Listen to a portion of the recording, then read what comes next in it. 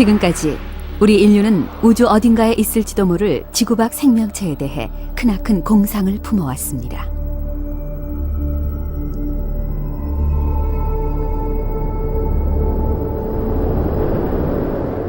바다도 육지도 없이 가스만 소용돌이치는 거대한 행성.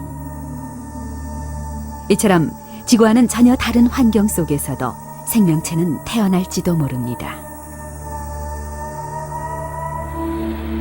우주 탐사가 한창인 지금, 단순한 공상이 아닌 과학적인 조사 자료로부터 지구 밖의 여러 생명체가 그 모습을 드러내려 하고 있습니다.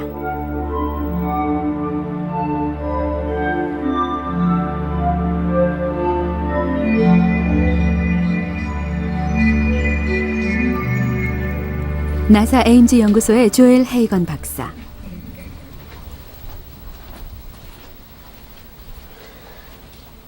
헤이건 박사는 다양한 우주 탐사 장비가 보내오는 별들의 자료를 분석해서 그 별의 환경을 세밀하게 재현하는 전문가입니다.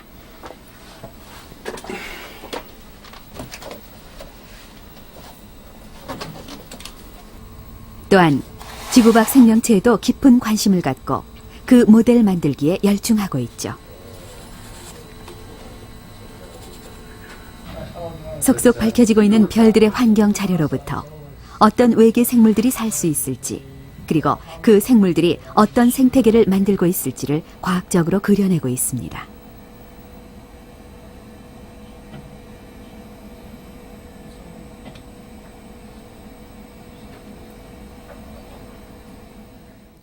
우주에 다른 생명체가 있을 가능성은 무한하다고 감히 말씀드릴 수 있습니다. 우린 지금 과거부터 지녀왔던 생명체에 대한 좁은 시각을 대폭적으로 수정해야 할 단계에 와 있다고 하겠습니다. 우주 어딘가에 우리의 상상을 훨씬 뛰어넘는 놀라운 생물이나 고도의 지능을 지닌 생물이 존재하는데, 다만 우리한테 그들을 이해하거나 소통할 능력이 없거나 심지어는 우리가 그들의 지능을 전혀 알아차리지 못할 수도 있으니까요. 광활한 우주에는 과연 생명체가 살고 있는 별로 가득 차 있을까요? 그리고 우주 그 어딘가에도 과연 우리들처럼 별을 바라보면서 생각에 잠기는 생물이 있을까요?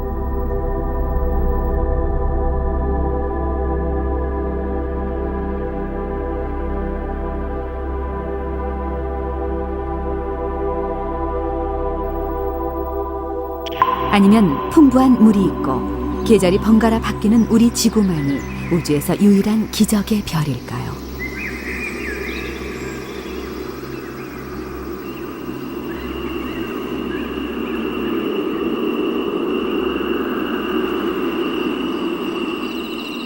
우린 진정으로 우주에서 고독한 존재일까요? 이것은 예로부터 많은 사람들의 상상을 불러일으킨 궁극적인 의문이었습니다.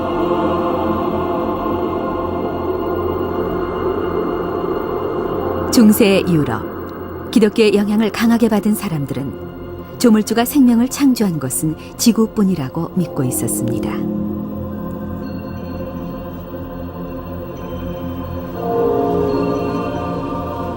인간은 우주에서 특별하고 유일한 존재이며 우주 질서는 인간을 중심으로 해서 만들어졌다고 여겼던 거죠.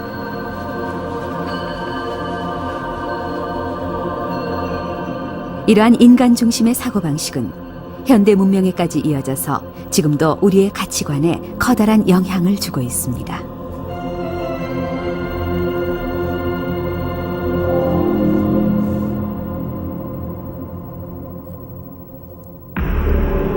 그러나 16세기 말에 나타난 철학자 조르다노 브루노는 그때까지의 상식을 뒤엎는 우주관을 갖고 있었습니다.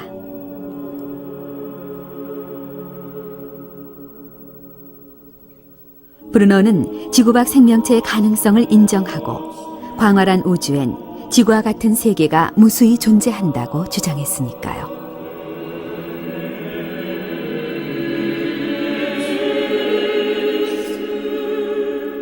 교회는 이 혁신적인 생각을 신앙을 뒤흔드는 위험한 사상이라고 낙인 찍었습니다. 결국 그는 이단으로 몰려 화형을 당함으로써 비극적인 삶을 마감했죠.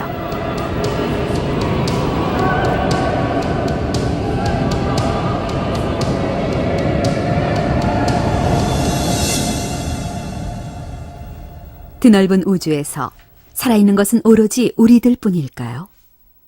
아니면 이 우주엔 수많은 생명으로 넘치고 있을까요?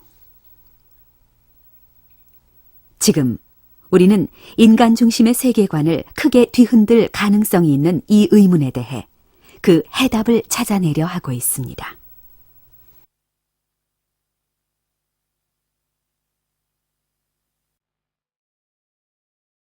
탄생으로부터 46억 년이 흐른 지구엔 다양한 생명체가 진화해서 무려 3천만 종에 이르는 생물로 넘쳐납니다.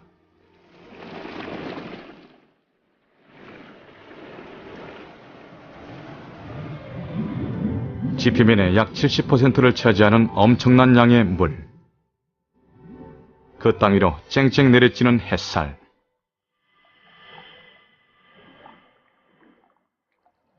지구는 생명체를 기를 수 있는 여러 요소들 덕분에 기적의 별이 된 것입니다.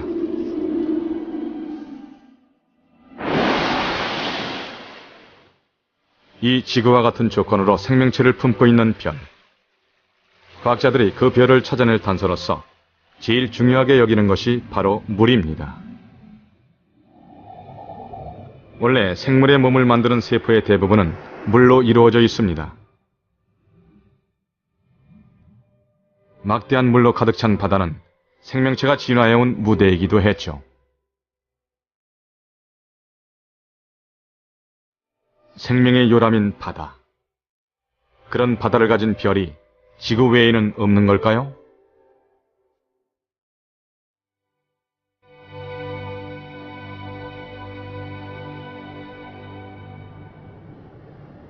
요즘 과학자들은 바다가 존재할 가능성이 많은 별 하나에 주목하고 있습니다.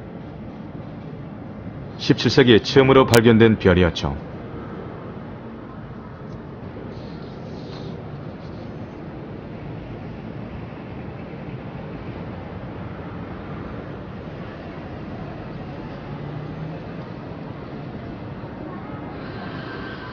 그 별의 발견자는 바로 이탈리아가 낳은 천문학자 갈릴레오 갈릴레이입니다.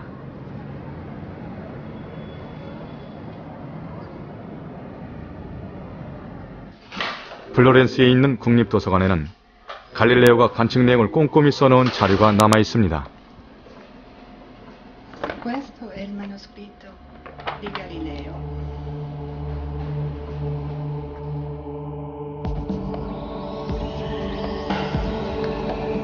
자료의 내용은 목성과 그 4개의 위성에 대한 기록입니다.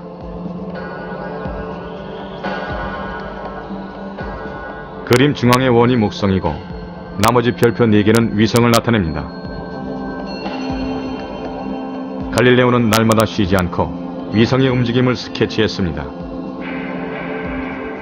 갈릴레오가 관측한 4개의 위성, 그중 하나가 지금 바다가 존재할 것으로 기대되는 바로 그 별이죠.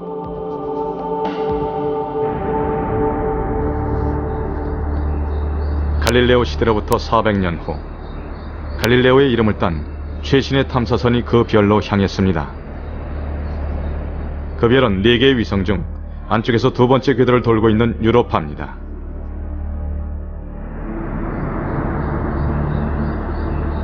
갈릴레오 탐사선은 유로파 상공 200km까지 바싹 다가가서 선명한 영상을 보내왔습니다.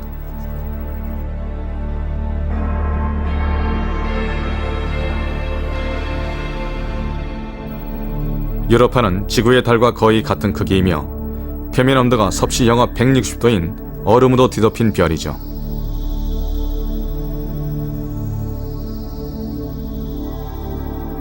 무엇보다 과학자들의 눈길을 끈 것은 얼음 표면이 마치 산산조각 난 것처럼 보이는 독특한 지형입니다.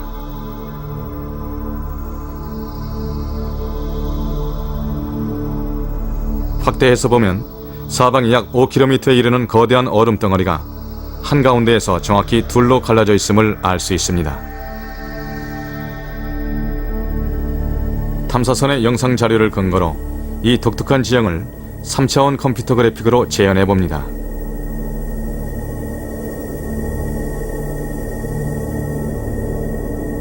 지평선 끝까지 펼쳐져 있는 얼음벌판 곳곳엔 빙산 같은 거대한 얼음 덩어리가 가로놓여 있습니다.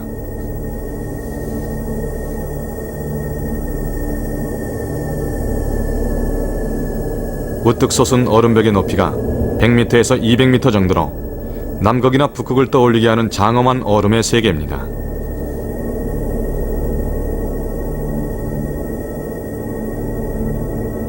그런데 바로 이런 지형이야말로 유로파에 바다가 존재하는지를 알 수 있는 커다란 단서가 숨어 있는 것이죠.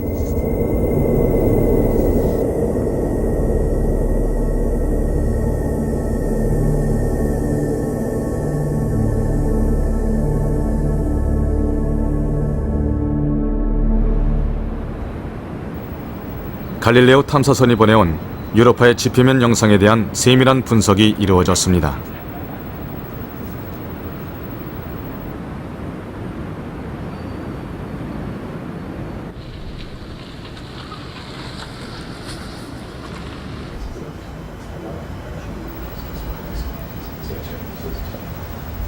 애리조나 대학의 리처드 그린버그 박사를 중심으로 한 영상 분석팀은 유로파의 중력 변화를 정밀하게 계산하고 산산조각난 거대한 얼음 덩어리들의 위치 관계를 조사한 후 이 지형이 어떻게 생겨난 것인지를 알아보았죠. where they used to be. So, for example, this raft up here in the past was down here. It was perception is everything. 그 결과 얼음벌판에 어떤 거대한 힘이 작용해서 표면의 얼음이 부서졌다는 추측이 나왔습니다.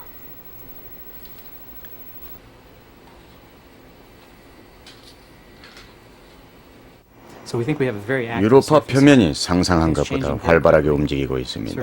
모든 게 매우 빠르게 변하면서 지표면이 늘 새로워지죠. 더 자세한 것은 아직 모르지만 여기엔 거대한 기조력이 작용한다고 봅니다. 그 기조력이 일으키는 마찰력이 얼마나 강한지는 알 수 없어도 다른 곳에 비해 기조력을 좀 더 많이 받아 두께가 얇아진 얼음판을 발견한다면 아주 큰 수확이겠죠. 그것은 분명 더 많은 마찰력이 있고 온도도 좀 더 높을 것이기 때문에 얼음이 녹을 겁니다. 기조력은 별과 별 사이에 작용하는 강력한 힘으로 지구와 달 사이에선 밀물과 썰물을 일으키죠. 그런데 목성과 유로파 사이에선 그 10배의 힘이 작용한다는 계산이 나옵니다.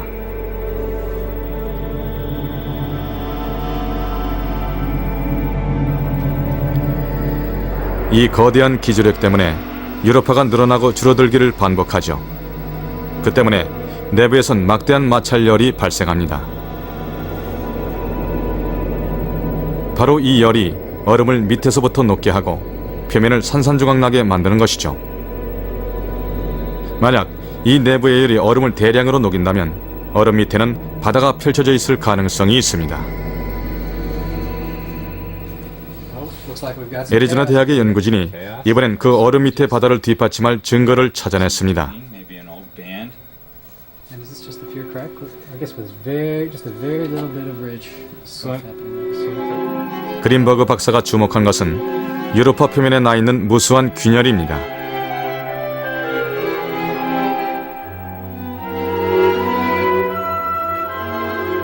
얼음 벌판 위로 가느다란 틈이 끝없이 이어져 있군요. 이 균열에는 두 개의 능선이 평양하게 늘어서 있기 때문에 이것을 겹능선으로 부릅니다.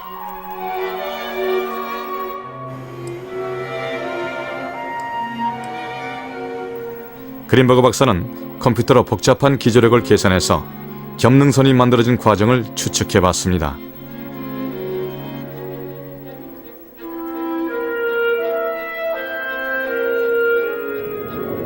이것은 그가 생각한 겹능선이 만들어진 시나리오입니다. 우선 거대한 기조력 때문에 표면의 균열이 점점 넓어집니다. 그러자 얼음 밑에 있던 바다로부터 물이 솟아오릅니다. 유로파 표면 온도는 섭씨 영하 160도.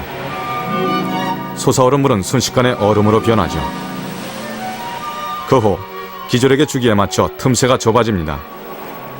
얼음은 표면 위로 밀려 올라가서 수북하게 쌓입니다.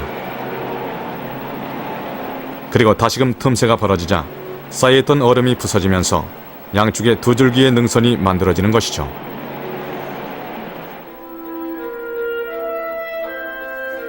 그린버그 박사는 얼음 밑에 바다가 펼쳐져 있지 않다면 이런 지형은 생기지 않을 것이라고 봅니다.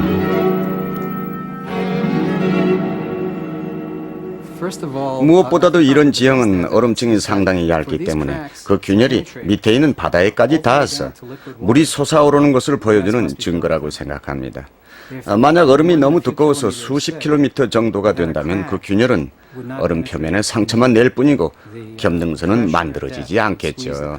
따라서 이곳의 얼음층은 상당히 얇기 때문에 길게 뻗어있는 능선을 만들어냈음을 말해줍니다. 이렇듯 얇은 얼음층 사진으로 미루어 보아 얇은 얼음층 그 밑에는 분명히 바다가 펼쳐져 있을 겁니다. 그린버그 박사 연구진이 생각하는 유로파의 내부 구조입니다. 표면은 몇 킬로미터 두께의 얼음층이고 그 밑에는 깊이가 약 100km인 바다가 펼쳐져 있습니다. 이 바다는 지구의 바다보다 10배나 더 깊은 셈이죠.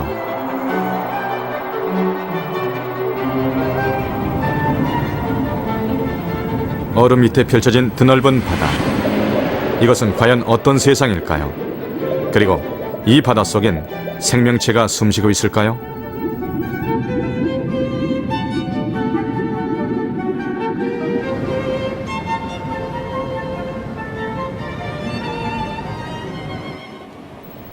미 항공우주국 나사에선 유로파를 다시 세밀하게 탐사할 새로운 계획도 검토하기 시작했습니다. much more mass is this approach? This is quite a bit more mass. 2003년까지 유로파 궤도를 돌 탐사선을 발사한 후에 착륙선을 보낼 예정이죠.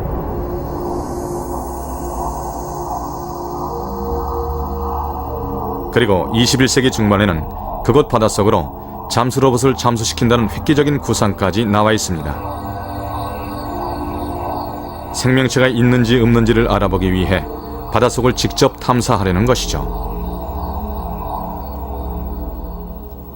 물은 생명이 없어서는 안 될 중요한 요소입니다. 그래서 유로파에서처럼 기조력으로 끊임없이 전달되는 에너지원 덕분에 물이 있을 수 있는 환경을 탐사하는 건 무척이나 흥미롭죠. 이 별엔 생명체를 탄생시킬 환경이 갖추어져 있으니까요. 혜성이 생명체의 재료가 되는 유기물을 유로파에 전해줄 때마다 그 유기물은 드넓은 바닷속으로 녹아 들어갑니다. 이렇듯 10억 년 안에 생명을 탄생시켰던 지구에서와 똑같은 에너지와 물 그리고 유기물이 있습니다. 그리고 우리 지구에서와 똑같은 그 유기물 수프가 벌써 45억 년이나 끓고 있으니 일찌감치 생명체가 탄생했어도 이상할 게 전혀 없겠죠. 나사 연구진이 생각해낸 유로파의 세계입니다.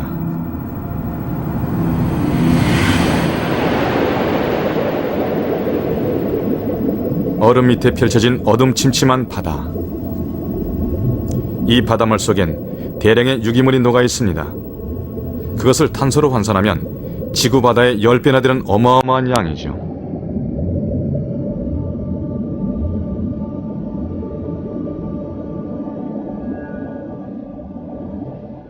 해저에는 화산 활동이 활발해서 풍부한 열 에너지를 이용한 독자적인 생태계가 이루어졌을 가능성도 있습니다.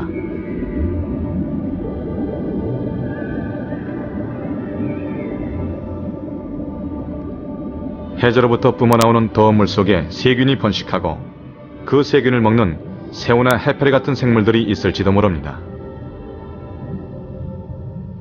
유로파를 탐사하는 데 있어서 가장 흥미로운 건 그곳에 생물권이 있을지도 모른다는 점입니다. 유로파는 태양에서 지구만큼의 거리보다 5배나 더 멀리 떨어져 있는 세계죠. 우리 모두는 예로부터 지구만이 생물이 살 수 있는 곳이라고 여겨왔습니다.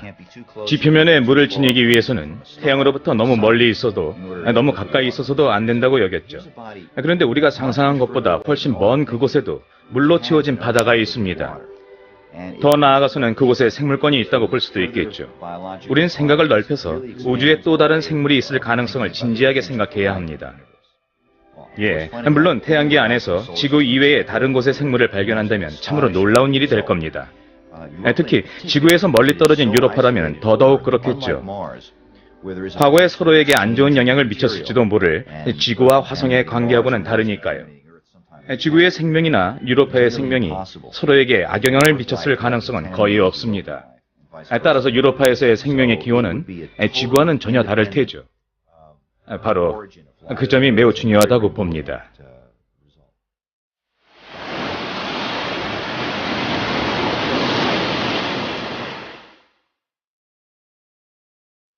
만약 유로파의 얼음벌판 밑에 바다가 있고 생명체가 확인된다면 다른 곳에서도 바다가 펼쳐져 있기 때문에 생명체가 탄생한 별을 발견할 수 있을 것입니다.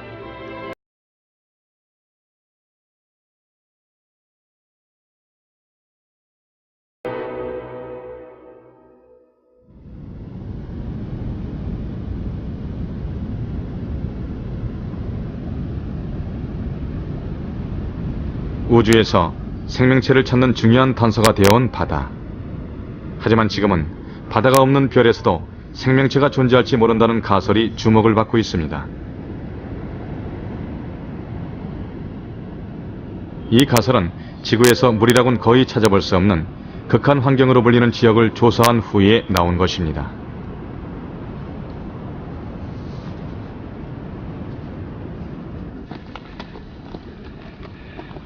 지금까지 우주 생물학의 선구자 임내 프리드먼 박사는 전 세계에서 생명체가 존재하지 않을 것 같은 가혹한 환경들을 조사해 왔습니다.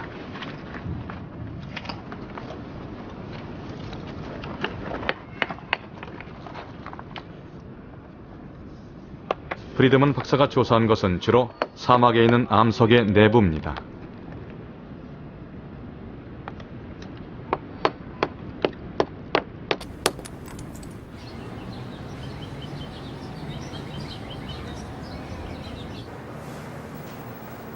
프리드먼 박사가 특히 중점적으로 조사한 것은 남극의 로스 사막으로 전 세계에서 손꼽히는 가혹한 환경의 하나입니다.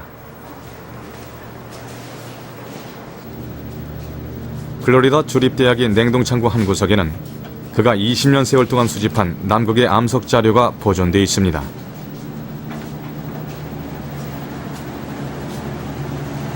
창고 안은 섭씨 영하 27도로 건조한 남극의 환경이 재현되어 있죠.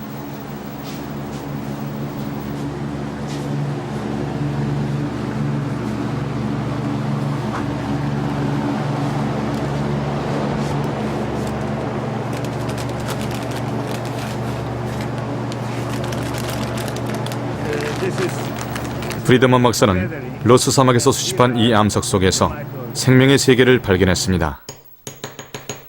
암석을 절단해보죠.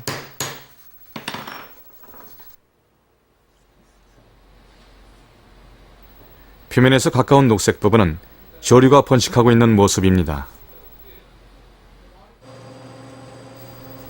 좀 더 자세히 조사해보자 이끼류나 균류 그리고 여러가지 세균까지 살고 있음을 알 수 있었죠.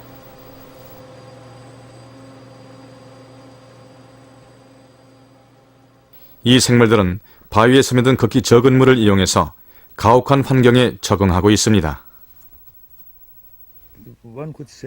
생명이야말로 그 어떤 가혹한 환경 속에서도 자신이 살아남을 길을 찾아내는 놀랍도록 영리한 존재라고 할 수 있습니다. 그래서 어떤 생물은 물이 아주 적은 곳이나 흘러간 흔적만 있는 곳에서도 멀쩡하게 목숨을 부지하고 있죠. 아직도 세상에 그 생태적 지위를 가려낼 수 없거나 존재할 가망성조차 가늠할 수 없는 생물들이 있습니다. 아무튼 신중에 신중을 기하면서 찾아봐야만 하죠. 그 어느 곳이든 자세히 살펴보면 정말 신기하게도 전혀 기대하지도 않았던 생명이 눈에 띄기 시작할 테니까요. 프리드먼 박사의 연구를 계기로 여러 극한 환경으로부터 생명체들이 속속 발견됐습니다. 이제 과학자들은 생명체에 숨어있는 그 놀라운 적응력에 점차 눈길을 보내기 시작합니다.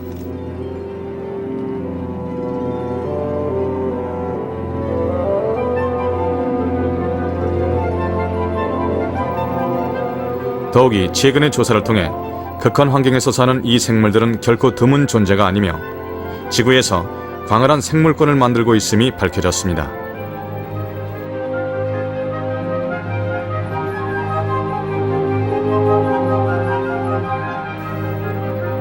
발트해와 접해 있는 스웨덴의 오스카시암, 이곳 땅속 깊숙이 생명과는 무관하게 여겨지는 장소에 뜻하지도 않은 풍부한 생물권이 펼쳐져 있습니다.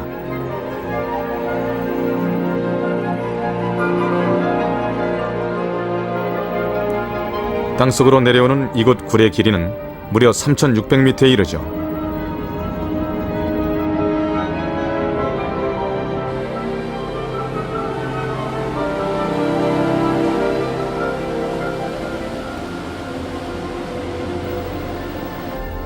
이 지하 바닥에는 핵연료 폐기물을 처리하는 실험 시설이 있습니다.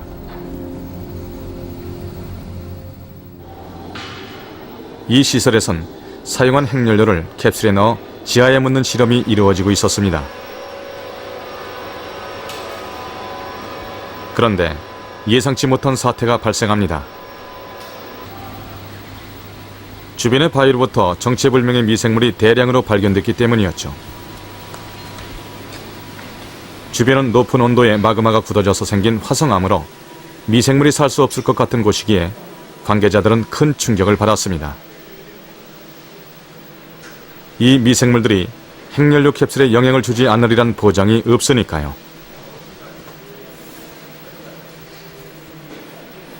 에테버리 대학의 카스텐 페더슨 교수를 중심으로 한 연구진이 지하에 널리 퍼져 있는 미생물의 실태를 조사했습니다. 햇빛도 닿지 않는 지하 깊숙한 곳, 물도 유기물도 거의 없는 암석 속에서 어떻게 미생물이 살고 있을까요?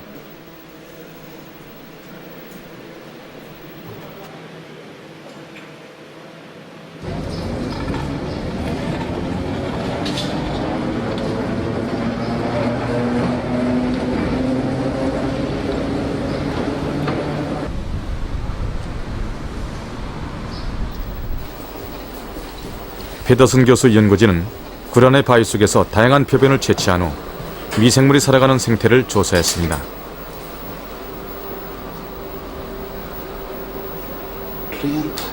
그 결과 미생물은 지구 내부로부터 뿜어져 나오는 수소나 탄산가스에 의지해서 살고 있음이 밝혀졌습니다.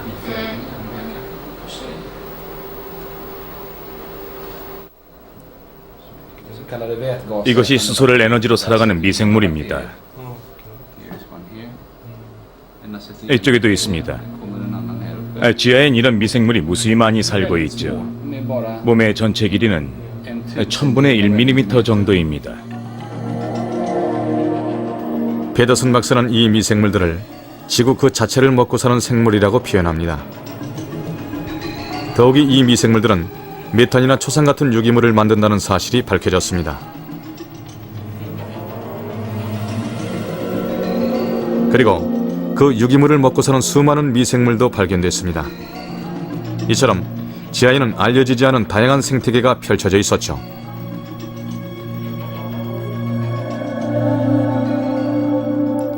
이러한 지하 생물권 안의 생물 숫자는 땅 위의 식물 전체와도 맞먹을 정도라고 합니다.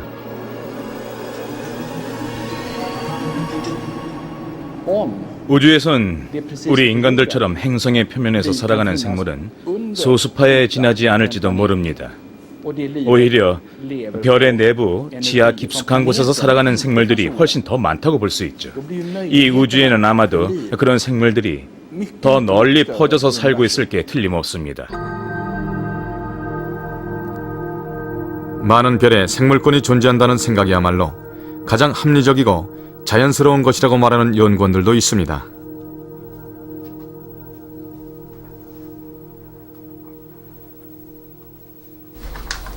생명의 기원을 연구하고 있는 군터 박터샤우저 박사입니다.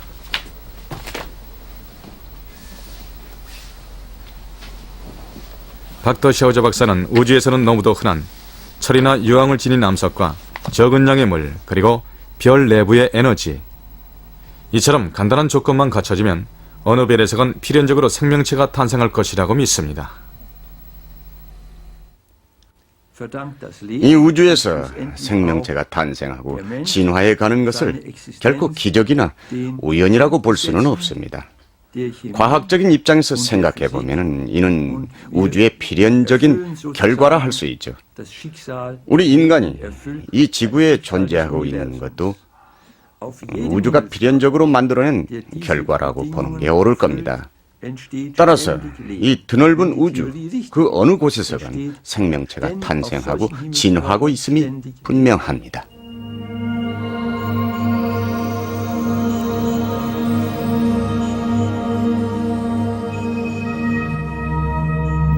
얼음 벌판 밑의 바다에 존재할지도 모를 생물권, 별의 내부에 존재할지도 모를 생물권. 이제 우주에 생명체가 존재할 가능성은 매우 크다고 할 수 있습니다.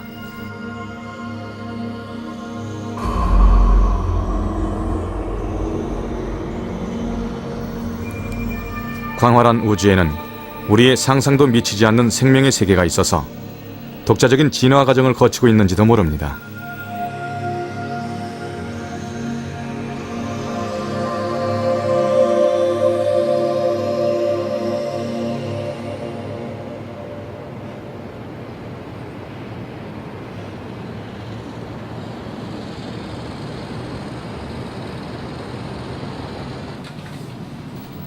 나사 에임즈 연구소의 조엘 헤이건 박사.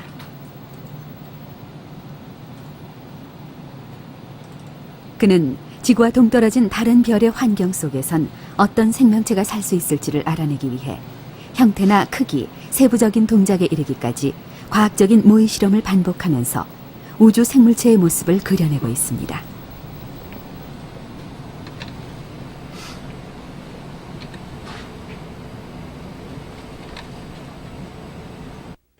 상상의 생물을 그리는 건 참으로 즐거운 일입니다. 모두가 그야말로 확실한 증거라곤 찾아볼 수 없는 상상도니까요. 하지만 가능한 한 과학의 기본 법칙을 바탕으로 해서 그리기 때문에 이런 생물들을 그려내는 건 단순히 재밌거리나 순전한 상상만은 아니라고 할 수 있습니다. 과학의 법칙을 기준 삼아 주로 공기가 희박한 곳에서 사는 생물을 그려내죠. 그림을 한참 그려나가는 과정에선 예전엔 생각지도 못했던 여러 가지 새로운 요소가 덧붙여져서 우리 지구의 생물에선 볼 수 없는 전혀 새로운 생태의 생물이 만들어질 소지가 아주 많습니다. 그래서 오히려 물리학과 생화학의 법칙들에 따라 그 한계를 분명히 정해나가는 게 훨씬 재미있고 흥미진진한 일입니다. 누구든 이런 그림을 처음 그리기 시작할 때는 자꾸만 박쥐 발톱 같은 걸 먼저 떠올리기 마련이지만요. 과학자들은 다양한 우주 생물체를 생각해내고 있습니다. 우주의 짙은 어둠 속에 떠있는 거대한 가스 행성. 여기엔 생물이 살고 있을 것 같은 바다도 육지도 없습니다. 이런 곳에서 살 수 있을 만한 생물은 기구형 생물입니다. 이 생물은 위아래로 떠다니면서 가스의 온도차를 에너지로 바꾸어 생명을 유지하죠.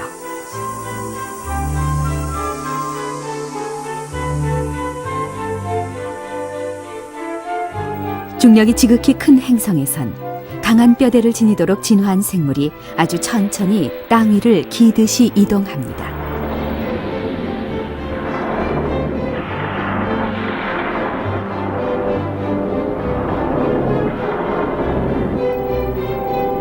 탄소가 부족한 별에서는 반도체 등에 쓰이는 규소를 이용해서 결정 같은 몸을 만들도록 진화한 규소 생물이 있을지도 모릅니다.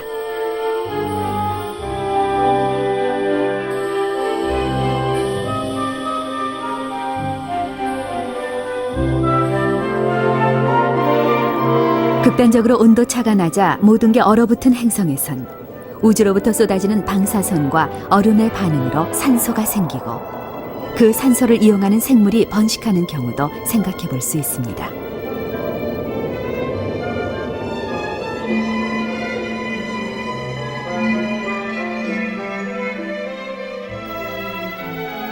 우주는 다양한 생명체로 가득 차 있는지도 모릅니다.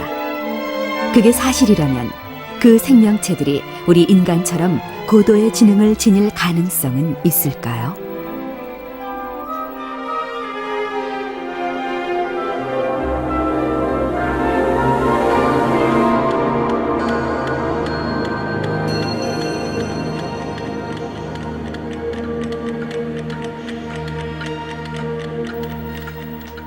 지구의 경우 3천만 종의 생물 중에서 고도의 지능을 지닌 생물은 매우 드뭅니다.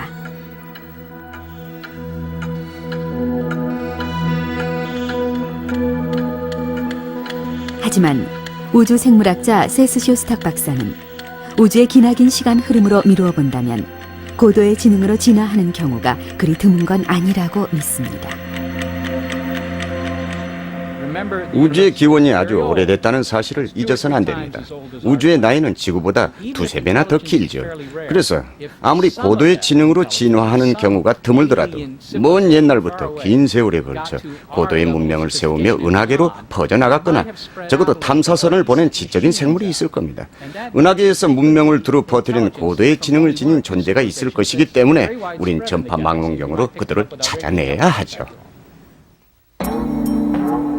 쇼스탁 박사는 과연 이 우주에서 지적인 생물의 진화가 어떤 방향으로 나아간다고 볼까요?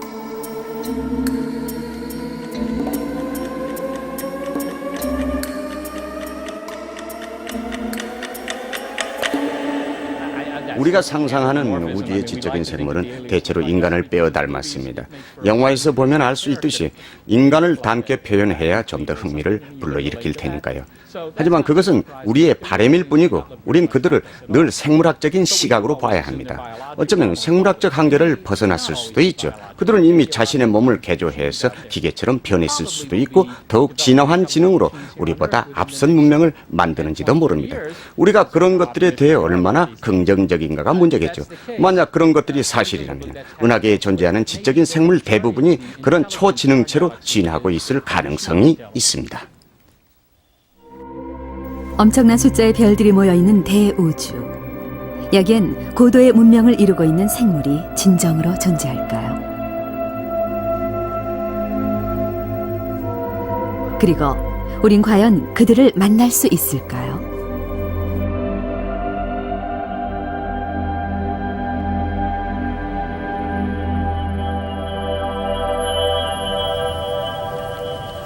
지구 밖에서도 지적인 생물이 존재할 것인가? 이런 의문은 많은 사람들의 흥미를 끌어왔습니다.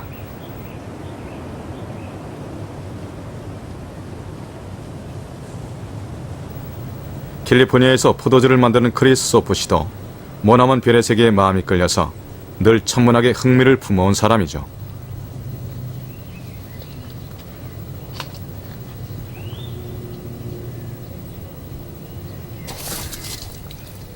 아름다운 자연 속에서 태어나고 자란 소프 씨는 어려서부터 우주의 생명력을 느껴왔다고 합니다.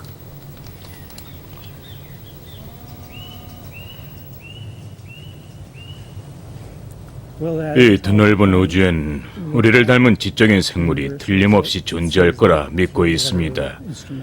물론 그들이 어떤 장비를 쓰고 있는지는 모르지만 그들도 아마 우리들처럼 밤하늘을 바라보면서 우주의 아름다움에 마음을 모조리 빼앗기고 있을 게 분명합니다.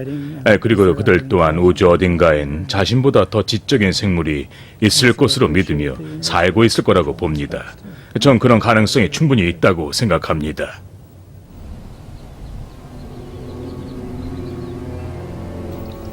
소프 씨는 2000년 봄부터 캘리포니아 대학에서 시작한 지구 밖 문명을 찾는 새로운 계획에 흥미를 갖고 참여하고 있습니다.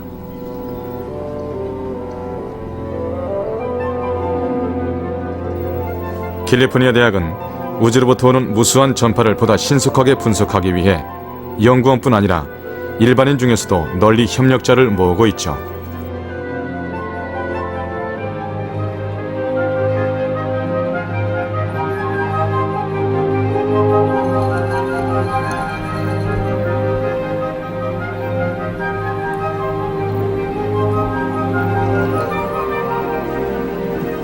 우주로부터 오는 전파 자료는 협력자의 가정에 조금씩 나누어줍니다. 이들 자료를 개인 컴퓨터로 분석해서 지구 밖 문명에서 보내오는 신호를 찾아내려는 것이죠.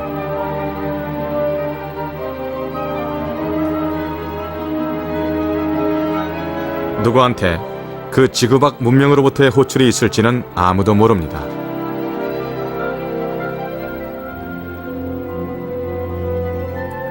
푸에르토리코 아레시보에 있는 세계 최대의 전파 망원경. 여기에선 우주로부터 오는 전파 2,800만 개의 주파수를 수신하고 있습니다.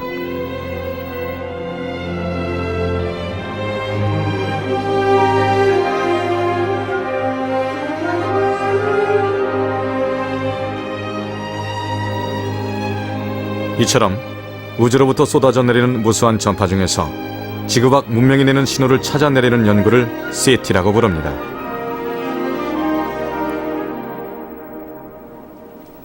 세티는 지금까지 40년 동안 계속되고 있지만 과학자들은 아직 그 결실을 맺지 못하고 있습니다. 세티에 관여하는 과학자들의 가장 큰 고민은 우주에서 오는 전파가 워낙 막대하기 때문에 고도의 분석 능력을 지닌 컴퓨터로도 처리하기 힘들다는 점이었죠.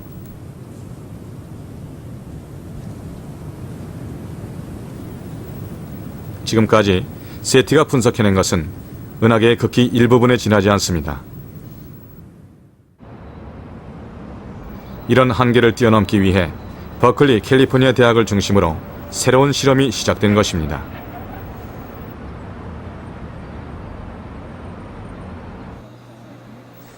전 세계에 넘쳐나는 일반 가정의 컴퓨터를 이용하는 가정 세티라는 계획이 그것이죠. 이 계획에는 이미 전 세계 국가로부터 300만 명이 넘는 사람들이 참여하고 있습니다.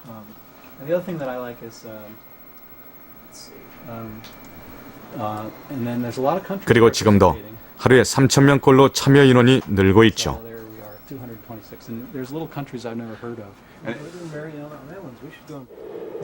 이것은 우주로부터 오는 전파를 음성 신호로 변환한 것입니다. 우주의 전체 활동에서 발생되는 자연적인 전파는 이처럼 주파수 높낮이의 폭이 아주 넓은 광대역의 주파수 신호입니다. 이런 신호는 싸 하는 잡음이 나는데 때에 따라 높은 주파수에서 낮은 주파수까지 모두 들리는 자연적인 신호죠.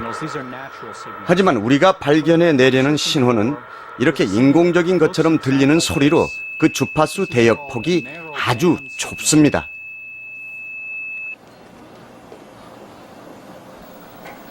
가정 세티 센터에는 날마다 RS-15 천문대에서 보내온 우주 전파 자료가 도착합니다.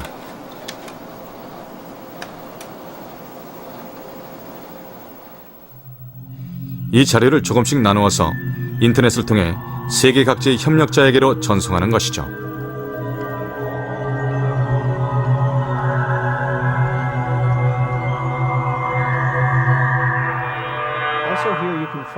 전 세계 가정의 컴퓨터를 이용함으로써 불과 1년 만에 28만 년분의 계산을 처리할 수 있었습니다.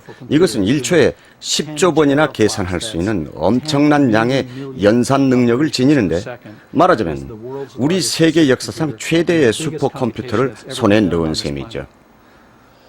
갈수록 컴퓨터 처리 기술이 향상됨에 따라 우리도 결국엔 좋은 성과를 거두리라고 확신합니다.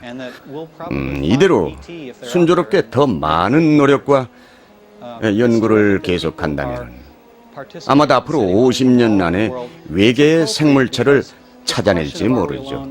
전 세계에서 이 가정 세티 계획에 참여한 사람들이야말로 참으로 훌륭한 분들이라고 생각합니다.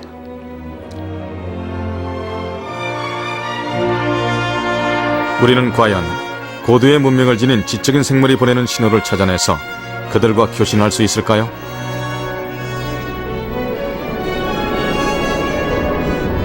세티 과학자들의 추정에 따르면, 예를 들어 우주에 수많은 문명이 존재한다고 해도 그 문명이 짧은 기간에 사라져버렸다면 서로 만날 확률은 극히 적을 거라고 합니다. 우주는 끝없이 펼쳐져 있습니다. 별과 별 사이에서 전파가 도달하기까지 몇 억 년이 걸릴 수도 있습니다. 이 정도로 긴 시간 동안 문명을 유지하는 것이 가능할까요?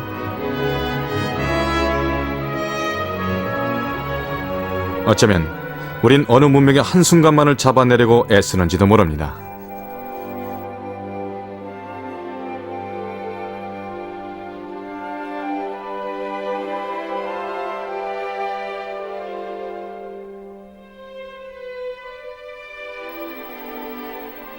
소프 씨가 이 계획에 참여한 지도 벌써 1년이 다 돼갑니다. 그는 밤마다 컴퓨터 곁에서 천문학 책을 펴놓고 밤하늘 저편에 살고 있을지도 모를 미지의 존재에게 마음을 쓰는 이런 시간이 즐겁습니다.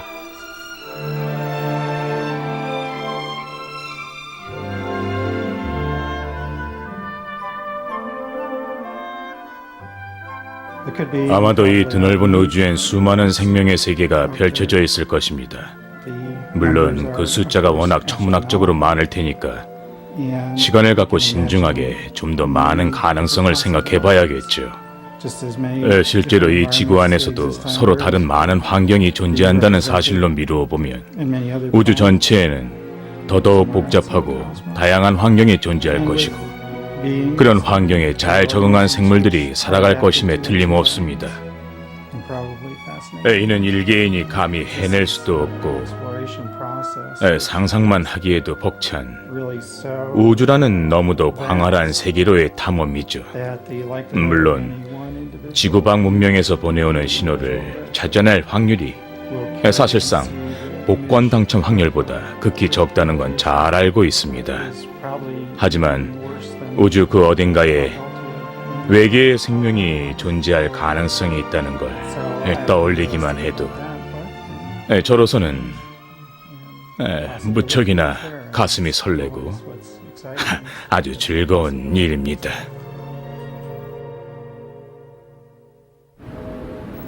이탈리아 로마 외곽에 있는 400년 역사의 바티칸 천문대는 늘 시대를 앞서가는 연구를 계속해왔습니다.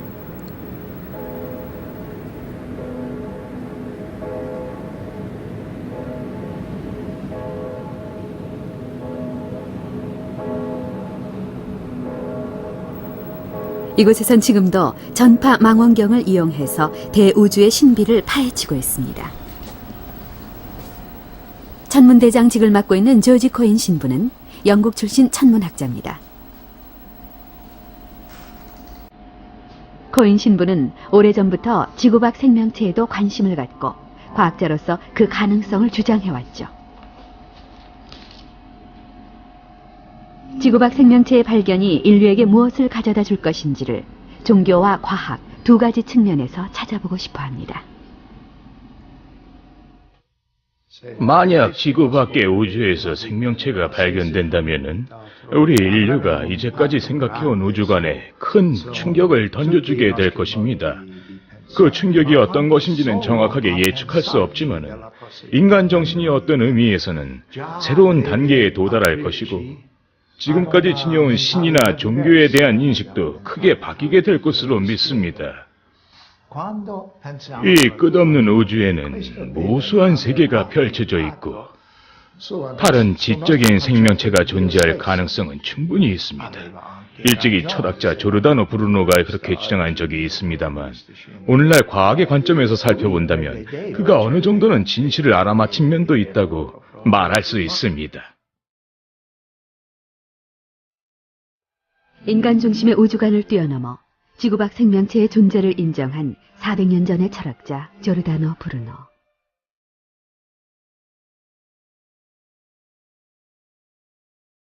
그가 과연 진실을 알아맞힌 걸까요?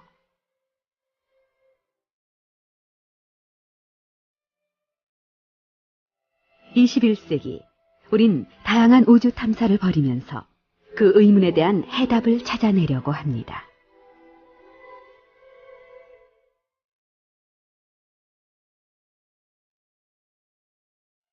우리가 광활한 우주 속에서 지구 밖 생명체를 만날 때 지구는 더 이상 기적의 별이 아닙니다.